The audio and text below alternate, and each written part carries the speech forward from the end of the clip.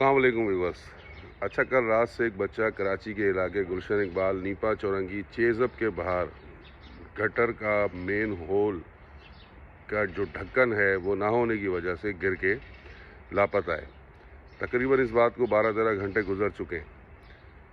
तो सवाल ये खड़ा होता है कि आवाम ट्रैफिक पे वायलेशन करें तो वो फ़ाइन भरें, और जो हुक्मरान, जो इंतज़ामिया गटर का ढक्कन ना लगाए और किसी की ज़िंदगी ऐसे चली जाए, और ख़ासकर छोटे बच्चे की जिनके माँ बाप सारी उम्र कर्ब में रहेंगे, उन हुक्मरानों पे, इंतज़ामिया पे कौन सा चालान होगा, कौन सा जुर्माना होगा? क्या वो इस बात का सद्देबाप कर पाएंगे, या सिर्फ आवाम से ही माल इकट्ठा करते जाएंगे और आवाम बेयारो मददगार इसी तरह रोती चिल्लाती वो माएँ रोडों पे क्या इसी तरह घूमेंगी?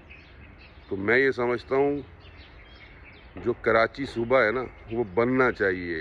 ये जो दूसरे शहरों से और दूसरे ज़िलों से उठ के आके यहाँ हुक्मरानी करते हैं, उन पे कोई फ़र्क नहीं पड़ता है।